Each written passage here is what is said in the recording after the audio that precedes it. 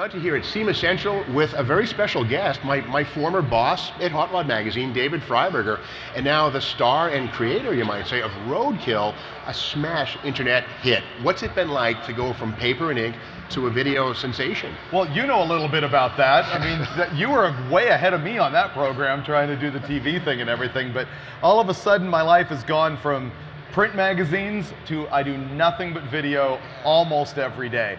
I still oversee all the magazines at the aftermarket side of the Enthusiast Network, but in truth, I'm doing Roadkill, Roadkill Garage, Engine Masters, Roadkill Extra. I oversee Dirt every day. Yeah. You know, it just goes on and on. Hot Rod Garage. Yeah, well, I got to say, one of the things we'd say about you, you could do 25 hours a day. You will work 20. How do you do it?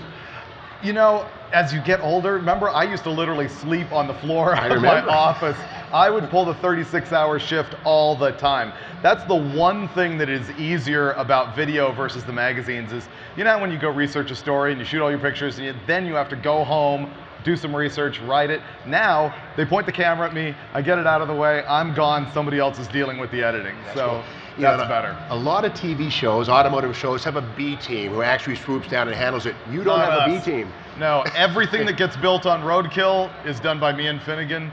Everything done on Roadkill Garage is me and Steve Dulcich. Still married? Yeah, not to Steve Dulcich, but yes, I'm still married. I got a 9-year-old kid, and he almost recognizes me when I come home. It's got to be a grinder going on the road. I saw you guys at the Mopar Nationals, and you were building, I believe it was a Challenger or a Barracuda. You were bolting the thing together, and you were going to drive it to Roadkill Nights in Pontiac, Michigan. How'd that trip go? Well, you can see it in the episode that goes live tomorrow, actually. Okay. Yeah, an episode of Roadkill where I saw you both places because you were doing the Dodge thing up at Woodward. We, of course, sponsored by Dodge at that event. But the main thing that sticks out in my mind about that whole thing is Roadkill Nights racing on Woodward in Detroit. Mind-blowing. 33,000 people showed up for that. It was just crazy town. Yeah, that was a thing. You know, we know that Woodward Avenue is a place where acceleration trials were performed, street racing, shall we call it. And for the first time ever, you could actually line up a couple cars on Woodward Avenue in Pontiac, Michigan, and line them up and not go to jail for it. And what you guys did too was really cool. An 8-mile strip that was VHT'd from the front to the back. We glued it. You brought a lot of drag week cars were a hauling butt on that, so it was... But the road was crowned. I noticed, and so the guys in the right-hand lane were dirt tracking it all the way down. And the other mind blower was the train. You know, remember, there was railroad tracks that separated the staging lanes from the drag strip, and every once in a while you had to stop for a freight train to come through. I think that's the only drag strip on the planet with a train track going between the staging lanes and the track. And I think there were 4 planned trains. An Amtrak rolled through, a locomotive, and I've heard that Dodge next year might load a bunch of Hellcats on the freight car to have them come through as a press moment. Be good imagery. That'd be great. Yeah. Well, I got to say, you know, one thing, I started at Hot Rod in 1998, and you know, paper and ink. I love magazines. I grew up on them. And do you think, what's the future for paper and ink? Is it alive and well?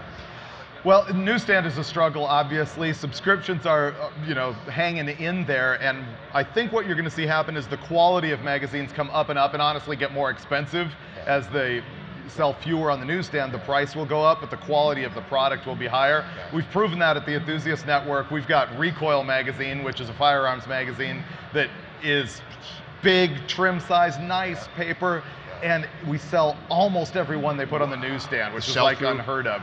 And then we did the same thing with some issues of Hot Rod Deluxe, a title which, by the way, is still really strong. And we now have Roadkill magazine, which is also like printed on sandpaper. It has a really cool coating on it and everything.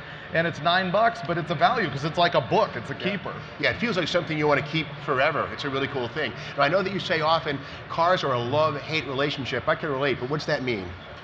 Oh, man. Well, you're as bad as me. I've got 21 cars right now. What do you have? 7. 7? I've thinned the herd. You can drive one at a time. One at a time. You know. But it's always, you know how it is. You can surf Craigslist. You're like, I need to have one of those. I'm now past the point of I've got to have that just because it's cool. And I'm more into, I need to have a vehicle because I want to go land speed racing and another because I want to go four-wheeling rather than I need to have that because I've never had a 68 Charger.